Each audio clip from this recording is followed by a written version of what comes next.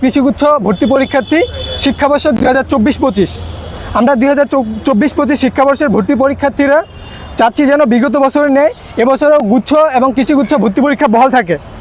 সেই প্রেক্ষিতে আমরা গত 18 অথবা 19 ডিসেম্বর ইউজিসির চেয়ারম্যান স্যার বরাবর আমাদের একটা স্মারকলিপি প্রেরণ করেছিলাম। স্মারকলিপি প্রেরণকালে ইউজিসির চেয়ারম্যান স্যার আমাদেরকে উক্ত স্মারকলিপিটির একটি কপি শিক্ষা মন্ত্রণালয়ে প্রেরণ করার অনুরোধ জানিয়েছিলেন। সেই প্রেক্ষিতে আমরা গত 24শে নভেম্বর শিক্ষা মন্ত্রণালয়ে শিক্ষা উপদেষ্টা স্যারের নিকট আমাদের স্মারকলিপিটি জমা দেওয়ার জন্য শিক্ষা মন্ত্রণালয়ে গিয়েছিলাম এবং শিক্ষা মন্ত্রণালয়ে যাওয়ার পরে আমরা সেখানে শিক্ষা উপদেষ্টা স্যারকে পাইনি। শিক্ষা উপদেষ্টা স্যারের অনুপস্থিতিতে আমরা আমাদের স্মারকলিপিটি শিক্ষা উপদেষ্টা স্যারের বিশেষ সহকারী প্রফেসর ডক্টর আমিনুল ইসলাম স্যারকে হস্তান্তর করেছিলাম এবং আমাদের প্রেরিত সেই স্মারকলিপিটির প্রেক্ষিতে professor doctor Aminul Islam sir 3 দিনের মধ্যে 24টি বিশ্ববিদ্যালয় এবং 9টি কৃষি বিশ্ববিদ্যালয়ের ভিসি স্যারদেরকে নিয়ে একটি জরুরি সভা ডেকেছিলেন এবং সেই সভায় প্রত্যেকটি বিশ্ববিদ্যালয়ের ভিসি স্যার, ইউজিসি একটি প্রতিনিধি দল এবং আমাদের একটি শিক্ষার্থীদের দল উপস্থিত ছিলেন এবং সেখানে শিক্ষা মন্ত্রণালয় থেকে 24টি বিশ্ববিদ্যালয় এবং 9টি কৃষি বিশ্ববিদ্যালয়কে অবগত করা হয়েছিল, যাদের সাথে দেখা করেছিল এবং ভিসি স্যাররাও এই ব্যাপারে অনেক বেশি পজিটিভ। ওনারা আমাদেরকে বলেছিলেন যে অন্তত এই বছর দেশের পরিস্থিতি বিবেচনা করে প্রত্যেকটি বিশ্ববিদ্যালয়ের গুচ্ছ পদ্ধতিতে থাকা উচিত, কারণ গুচ্ছ সিস্টেমকে অথবা গুচ্ছ পরীক্ষাকে তো করে যেন দেশের কোনো আইনশৃঙ্খলা পরিস্থিতির অবনতি না হয়, এটা কেউই চায় না। সেজন্য স্যার আমাদেরকে আশ্বাস দিয়েছিলেন যে 24টি বিশ্ববিদ্যালয় এবং 9টি কৃষি বিশ্ববিদ্যালয় মিলে এবছর গুচ্ছ পরীক্ষাতে অব্যাহত থাকবে। কিন্তু এই মাসের শেষের দিকে আমরা দেখতে পাই যে জগন্নাথ বিশ্ববিদ্যালয় গুচ্ছ প্রক্রিয়া থেকে বের হয়ে একক ভর্তি পরীক্ষা আয়োজন করার জন্য একটি বিজ্ঞপ্তি প্রকাশ করেন এবং সেই বিজ্ঞপ্তির প্রেক্ষিতে ওনারা এই মাসে টাকা পেমেন্ট শুরু করছে, যেটা হচ্ছে প্রাথমিক সিলেকশনের জন্য 100 টাকা করে নেওয়া হয়েছে এবং এইটা দেখার পরে আমরা আমাদের আরেকটি প্রতিনিধি দল শিক্ষা উপদেষ্টা স্যারের নিকট গত 1 ডিসেম্বর আরেকটি স্মারকলিপি প্রদান করি। সেই স্মারকলিপি প্রদানের প্রেক্ষিতেই শিক্ষা উপদেষ্টা স্যার তৎক্ষণাৎ 24টি বিশ্ববিদ্যালয়ের ভিসি এবং 9টি কৃষি বিশ্ববিদ্যালয়ের ভিসি স্যারকে গুচ্ছতে থাকার জন্য অনুরোধ জানিয়েছেন।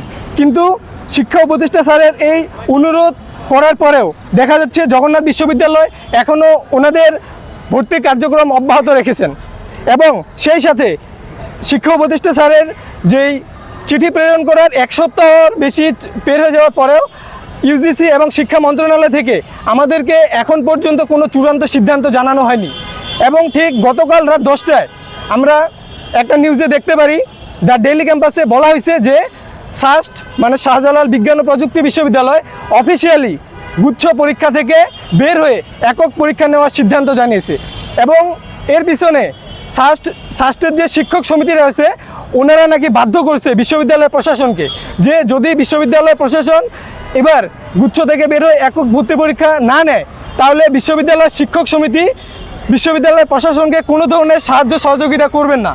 আমরা সবাই জানি গুচ্ছ একটি শিক্ষার্থী বান্ধব প্রক্রিয়া, তবুও সাস্টের শিক্ষকেরা যেটা করছেন এটা আমাদের জন্য একেবারেই কাম্য না। আমরা স্যারদের এই কার্যক্রমের তীব্র নিন্দা জানাচ্ছি এবং গুচ্ছ প্রক্রিয়ার যেই থাকার জন্য শিক্ষা উপদেষ্টা স্যার 24টি বিশ্ববিদ্যালয় এবং 9টি কৃষি বিশ্ববিদ্যালয়ের ভিসি স্যারকে যে চিঠিটি প্রেরণ করেছিল সেই চিঠিটি প্রেরণের এখন পর্যন্ত 7 দিন হয়ে গেছে, কিন্তু শিক্ষা মন্ত্রণালয় বা ইউজিসি থেকে আমাদেরকে এখন পর্যন্ত কোনো কিছু নিশ্চয়তা দেওয়া হয়নি। আমরা এখন পর্যন্ত জানি না যে গুচ্ছ ভর্তি পরীক্ষা এবং কৃষি গুচ্ছ ভর্তি পরীক্ষা হবে কি না, কতটি বিশ্ববিদ্যালয় থাকবে, কিভাবে হবে। আমরা চাচ্ছি যেন আমাদেরকে অ্যাজ সুন অ্যাজ পসিবল যত তাড়াতাড়ি সম্ভব এই ব্যাপারটি নিশ্চিন্ত করা হয় যে গুচ্ছ পরীক্ষা থাকতেছে এবং গুচ্ছ পরীক্ষা থাকলে শিক্ষার্থীরা কী কী সুবিধা পাবেন এবং কী কী অসুবিধা পাবেন সেগুলো এখন আমি বলতেছি। তো গুচ্ছ পরীক্ষা থেকে যদি কোনো বিশ্ববিদ্যালয় বের হয়ে যায় তাহলে দেখা যাবে বিভিন্ন বিশ্ববিদ্যালয় বিভিন্ন প্রশ্নের প্যাটার্নে পরীক্ষা নিচ্ছেন। এখন পর্যন্ত আমরা গুচ্ছে যে পরীক্ষা দিই সেখানে শুধু এমসিকিউতে পরীক্ষা হয়, এখন দেখা যাচ্ছে গুচ্ছ থেকে বের হয়ে জগন্নাথ যে পরীক্ষাটা নিচ্ছে জগন্নাথের এবার প্রশ্নের প্যাটার্নে দেখা যাচ্ছে ওনারা এমসিকিউর সাথে লিখিত পরীক্ষা নেবেন। এখন পরীক্ষার মাত্র সময় আছে 2 মাস আগে যদি বিশ্ববিদ্যালয় অথরিটি আমাদেরকে জানায় যে ওনারা আলাদা একটা প্যাটার্নে পরীক্ষা নেবেন, আমাদের জন্য তো 2 মাসের মধ্যেই প্রিপারেশন নেওয়া সম্ভব না। এবং দ্বিতীয়ত হচ্ছে আবেদন ফি। গুচ্ছতে আমরা এখন পর্যন্ত 1500 টাকা দিয়ে আবেদন করতাম। 1500 টাকা দিয়ে আবেদন করলে দেখা যেত আমরা 24টা বিশ্ববিদ্যালয়ের আবেদন খরচ এখানে হয়ে যেত। কিন্তু বিশ্ববিদ্যালয়গুলো যদি আলাদা আলাদা পরীক্ষা নেয় তাহলে দেখা যাচ্ছে আমরা যদি ন্যূনতম 15টা বিশ্ববিদ্যালয়ে পরীক্ষা দেই তাহলে দেখা যাবে বিশ্ববিদ্যালয়ে ভর্তি আবেদন ফি থেকে শুরু করে সব কিছু মিলে শুধুমাত্র গুচ্ছতেই আমাদের 30 থেকে 40 হাজার টাকা আবেদন এবং যাতায়াতের খরচ হবে। এটা তো আমাদের দেশের মধ্যবিত্ত ফ্যামিলির জন্য, একটা মধ্যবিত্ত বাবার পক্ষে কখনোই সম্ভব না যে একজন ছেলে একজন মেয়ের পিছনে 2 মাসের একটা অ্যাডমিশন পিরিয়ডে শুধুমাত্র ভর্তি ফি এবং যাতায়াত বাবদ 40 হাজার টাকা খরচ করবেন। এবং দ্বিতীয়ত হচ্ছে যাতায়াতের ব্যাপার। এখন গুচ্ছ পরীক্ষা হইতো বিভাগীয় শহরে, আমরা প্রত্যেকটা বিভাগে পরীক্ষা দিতে পারতাম। কিন্তু যদি আলাদা আলাদা পরীক্ষা হয় তাহলে দেখা যাবে যে প্রত্যেকটা বিশ্ববিদ্যালয় তাদের নিজস্ব ক্যাম্পাসে পরীক্ষা নিচ্ছে। এখন যদি নিজস্ব ক্যাম্পাসে পরীক্ষা নেয় তাহলে একজন স্টুডেন্ট যদি পঞ্চগড়, দিনাজপুর, ঠাকুরগাঁ, নোয়াখালী, বরিশাল থেকে জগন্নাথে পরীক্ষা দিতে চায় তাকে মাস্ট বি ঢাকায় আসতে হবে, এর কোনো বিকল্প নাই। প্রথমত হচ্ছে এটাই। কিন্তু গুচ্ছ থাকলে আমরা বিভাগীয় শহরে পরীক্ষা দিতে পারতাম। দেশের এই পরিস্থিতিতে আমাদেরকে দেশের এক প্রান্ত থেকে আরেক প্রান্তে যাতায়াত করতে হতো না। এবং তৃতীয়ত হচ্ছে সিলেকশন। গুচ্ছতে কোনো সিলেকশন পদ্ধতি ছিল না, যেটা এবার জগন্নাথ বিশ্ববিদ্যালয় গুচ্ছ থেকে বের হয়ে আলাদা যেই সার্কুলার প্রকাশিত করছে সেখানে দেখা যাচ্ছে 40,000 শিক্ষার্থী মাত্র পরীক্ষা দিতে পারবে প্রতিটি বিভাগ থেকে। এখন এবার GPA-5 প্রাপ্ত শিক্ষার্থীর সংখ্যা 1,42,000-এর মতো। এখন যদি দেখা যায় শুধুমাত্র 40,000 স্টুডেন্ট পরীক্ষা দিতে পারে তাহলে বিজ্ঞান বিভাগের A+ সংখ্যা হচ্ছে 80,000। তাহলে তো দেখা যাবে যারা A+ পেয়েও অনেকে পরীক্ষা দিতে পারতেছে না। এটা তো অনেকের সাথে বৈষম্যের সৃষ্টি। এবং এখানে আমি আরেকটা কথা বলতে চাই যে দ্বিতীয়বার ভর্তি পরীক্ষা দেওয়ার সুযোগ। গুচ্ছতে দ্বিতীয়বার ভর্তি পরীক্ষা দেওয়া যেত, কিন্তু জগন্নাথ বিশ্ববিদ্যালয় যখনই গুচ্ছ থেকে বের হয়ে একক ভর্তি পরীক্ষা নেওয়ার সিদ্ধান্ত নেয় সেখানে দেখা যাচ্ছে ওনারা সেকেন্ড টাইম বন্ধ করে দিয়েছেন।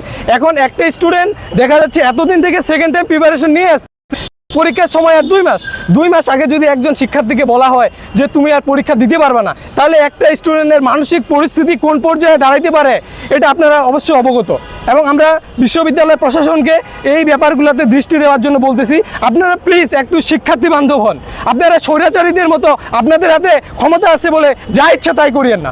আপনারা দেখেন শিক্ষার্থীরা কি চায়। দেশের 95% শিক্ষার্থী চায় গুচ্ছ পরীক্ষা থাকুক, কারণ গুচ্ছ একটা শিক্ষার্থী বান্ধব প্রক্রিয়া। আপনারা একটা অনলাইন জরিপ করলেন না, কোনো কিছু করলেন না, স্টেক হোল্ডারদের মতামত দিলেন না। আপনারা শুধুমাত্র আপনাদের স্বার্থে, আমি বলতে যাচ্ছি শুধুমাত্র ফর্ম বাণিজ্যের কারণে বিশ্ববিদ্যালয়গুলো আজকে গুচ্ছ পরীক্ষা থেকে আলাদা হয়ে একক ভর্তি পরীক্ষার সিদ্ধান্ত নিচ্ছে। কারণ ওনারা যেই এক্সকিউজ, যেই কারণগুলো দেখায় গুচ্ছ থেকে বের হয়ে যাচ্ছে, এগুলো একেবারে লেম মার্কা কারণ। তার আমি বিস্তারিত বলতেছি যে গুচ্ছ হচ্ছে একটা সিস্টেম।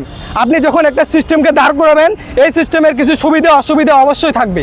তো এখন এই সুবিধা অসুবিধার বাইরে আপনারা এগুলোকে সলভ না করে, এগুলোকে মডিফাই না করে, এগুলোকে আপগ্রেডেশন না করে ডিরেক্ট আপনারা কী করতেছেন, গুচ্ছ প্রক্রিয়াকে ভেঙে দিচ্ছেন। এটা তো কোনো হইতে পারে না। একটা সিস্টেম দাঁড় করানো সহজ, কিন্তু একটা সিস্টেম যদি একবার ভেঙে যায়, এই গুচ্ছ যদি একবার ভেঙে যায় তাহলে কিন্তু এই 24টা বিশ্ববিদ্যালয় হোক, 9টা কৃষি বিশ্ববিদ্যালয় হোক, এনাদেরকে কখনোই আর একসঙ্গে নিয়ে আসা সম্ভব না।